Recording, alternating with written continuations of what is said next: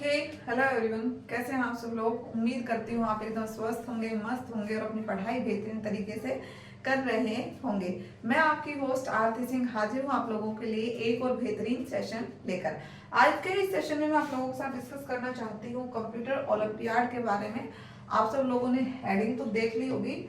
मैंने आपसे लास्ट अपने लाइव सेशन में आप लोगों के साथ इसके बारे में डिस्कस किया था कि कंप्यूटर ओलंपियाड कब होता है, कौन सी क्लास में आप कंप्यूटर ओलंपियाड दे सकते हैं, कंप्यूटर ओलंपियाड के कितने लेवल्स होते हैं, क्या क्या उसका सिलेबस रहता है, कौन कौन स्टूडेंट इसके लिए एलिजिबल रहता है, कहाँ से आपको इसका फॉर्म फिल करना पड़ता है।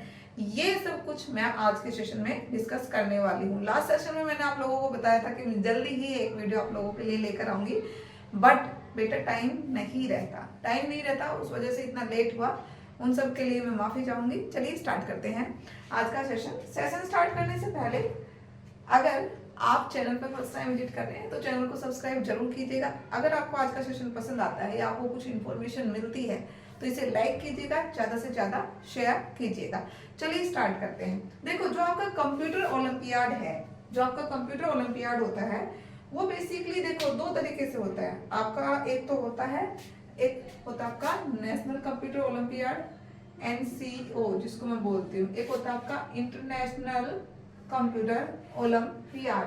देखो, इसमें अगर मैं लेवल्स की बात करूं, चाहे आप नेशनल कंप्यूटर ओलंपियाड दे रहे हैं, चाहे आप इंटरनेशनल कंप्यूटर ओलंपियाड दे रहे हैं, इन दोनों में से आप कोई सा भी दें, दोनों में आपके लेवल बराबर रहते हैं। यानी कि आपका लेवल 1 एग्जाम है या फिर मैं ये कहूँ कि आपका इसमें ओनली एक एग्जाम होता है। जैसे अगर मैं बात करूँ और किसी सब्जेक्ट के ओलंपियाड की, जैसे साइंस के या मैथ की, तो उसमें क्या होता है आपके उसमें 2 लेवल देखने को मिलते हैं, बट कंप्यूटर में आपका ओनली एक लेवल होता है। इसमें भी लेवल 1 होता है और इसमें भी आपका लेवल 1 ही देखने को आपको मिलता है।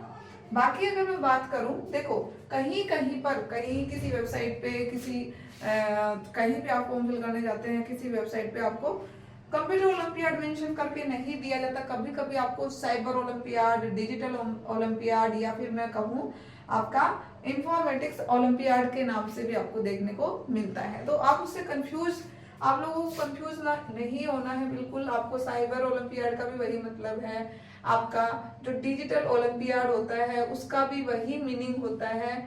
एंड मैं कहूँ कि आपका इंफॉर्मेटिक्स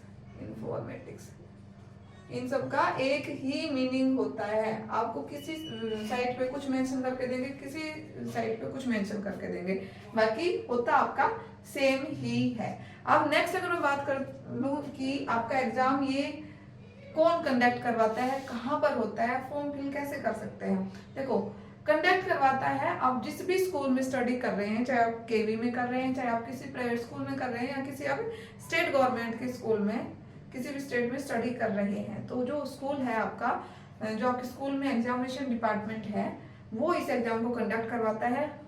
केवी इसमें मोस्टली देखा होगा कि आपका जो SOF ओलंपियाड है वो कंडक्ट करवाया जाता है एग्जामिनेशन डिपार्टमेंट के द्वारा। अगर आपका एग्जामिनेशन डिपार्टमेंट SOF आपके ओलंपियाड कंडक्ट करवा रहा है तो उसमें आप उनको बोल सकते हैं कि हमें कंप्यूटर का ओलंपियाड भी देना।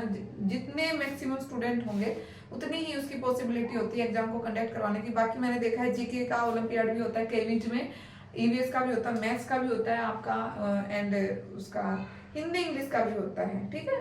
बट कंप्यूटर का देखने को नहीं मिलता क्योंकि बच्चों का इंटरेस्ट नहीं रहता। बाकी आप कहेंगे, मैक्सिमम स्टूडेंट बोलेंगे तो वो आपका एग्जाम कंडक्ट करवा सकते हैं, क्योंकि कंप्यूटर का ओलंपियाड भी होता है। बच्चों को पता नहीं होता कि कंप्यूटर का ओलंपियाड भी होता है, बट होता है कंप्यूटर का ओलंपियाड।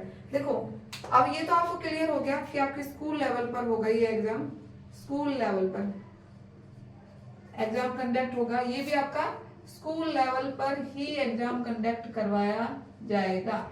नेक्स्ट अगर मैं बात कर लेती हूँ कि आपका जो इसमें आपने एलिजिबिलिटी क्राइटेरिया देख लिया। हाँ, एलिजिबिलिटी क्राइटेरिया में देखो आपका जो ये एग्जाम है, ये एग्जाम आप जो कंप्यूटर ओलंपियाड है ये क्लास 1 से लेके आप क्लास 10 तक के जो स्टूडेंट है वो कंप्यूटर ओलंपियाड दे सकते हैं। 11th-12th में आपका कंप्यूटर ओलंपियाड नहीं होता। 11th-12th में आपको बाकी सब्जेक्ट के हिंदी, इंग्लिश, मैथ, साइंस ये सब कुछ देखने को मिल जाएंगे। बट कंप्यूटर का ओलंपियाड ओनली आपका 10th क्लास तक हो सकता है। 10th क्लास तक आप कंप्यूटर ओलंपियाड दे सकते हैं। देखो इसमें आपके दो लेवल, दो कैटेगरीज होती हैं। दो कैटेगरीज जो आपके क्लास 1 to 10 है, इनको डिवाइड करते हैं 1 to 4, ये होती है फर्स्ट कैटेगरी, एंड उसके बाद होती है आपकी 5 to 10। 5 to 10 दो कैटेगरीज होती हैं। 1 to 4 में आपका अलग से सिलेबस रहेगा, 5 to 10 में आपका अलग से सिलेबस रहेगा। सिलेबस आपका क्लास वाइज आपका सिलेबस डिवाइडेड होता है। क्लास 1 का आपका जो सिलेबस है वो काफी कम होगा, इजी होगा। क्लास 2 का उससे थोड़ा सा हार्ड होगा, क्लास 3 का उससे थोड़ा और हार्ड होगा, 4th का और हार्ड होगा, 10th का सबसे हार्ड होगा। इस तरीके से आपका सिलेबस है वो डिवाइडेड रहता है। आपके इसमें कंप्यूटर के अलावा आपको रीजनिंग के क्वेश्चन भी पूछे जाते हैं कुछ, और उसके अलावा एक सब्जेक्ट और मेंशन करके दिया जाता है आपको, 3 सब्जेक्ट, बट मोस्टली जो पोर्शन है ना, मोस्टली पोर्शन आपका कंप्यूटर का ही पूछा जाएगा। तो इसमें दो कैटेगरीज होती हैं, क्लास 1 to 4 एंड आपकी नेक्स्ट होती है क्लास 5 to 10। ये इसकी कैटेगरीज होती हैं। और आपका जो एलिजिबल, तो आपको पता चल गया अगर आप 1 क्लास से लेके 10th क्लास तक हैं तो आप इसके लिए एलिजिबल हैं। लेवल आपका एक ही लेवल इस एग्जाम में होता है, स्कूल लेवल पर आपका एग्जाम कंडक्ट करवाया जाता है। आप अपने स्कूल का जो एग्जामिनेशन डिपार्टमेंट है उसको बोल सकते हैं कि आपका एग्जाम कंडक्ट करवाया जाए कंप्यूटर ओलंपियाड का, तो आप दे सकते हैं। इसमें इतनी कोई बड़ी बात है नहीं। तो देखिए आज मैंने आप लोगों के साथ डिस्कस कर लिया अगर आप एलिजिबल हैं या नहीं हैं। नेशनल कंप्यूटर ओलंपियाड भी होता है, इंटरनेशनल कंप्यूटर ओलंपियाड भी होता है, और बाकी आपका ये साइबर ओलंपियाड क्या होता है, इंफॉर्मेटिक्स ओलंपियाड, डिजिटल ओलंपियाड, ये सब कुछ मैंने आप लोगों के साथ डिस्कस कर लिया।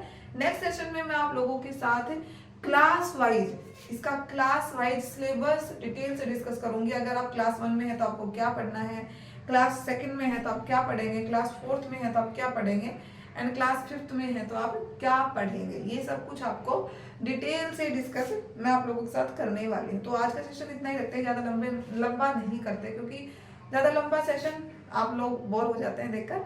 तो अगर आपको आज का सेशन पसंद आता है तो इसे लाइक कीजिए। अगर आप ऐसे ही इंफॉर्मेटिव सेशन चाहते हैं टाइम टू टाइम तो चैनल को सब्सक्राइब जरूर कीजिएगा। आज के लिए इतना ही। Thank you so much.